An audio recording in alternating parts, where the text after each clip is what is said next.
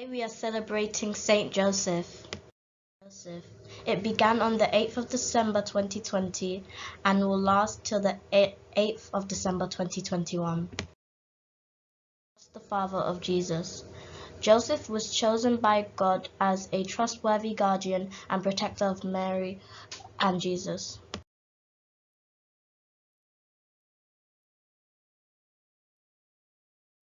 Joseph was a carpenter. He spent all his life working very hard. He wanted to provide for his family. As a child, Jesus spent a lot of time with Joseph in his workshop. Joseph taught Jesus all about carpenting. Listen to God. How can we listen to God? Saint Joseph looked after Jesus and Mary. How will you show God's love to children who are frightened or lonely? Joseph trusted God. When you are anxious, who can you turn to for help? Saint Joseph shared his faith with Jesus, who teaches you how to pray and keep the holy days special. Today, Saint Joseph is the patron of God's worldwide family, the Church. How can we care for ourselves, one another, and God's worldwide family?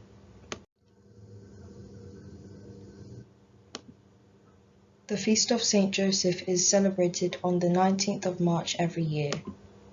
Saint Joseph's Day always falls during Lent.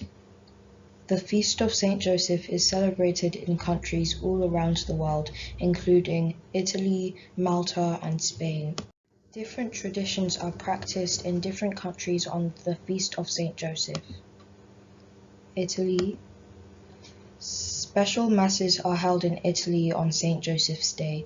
Lots of items are placed on the altar, including flowers, limes, candles, wine, fava beans, cakes, breads, cookies, meatless dishes, and zeppole.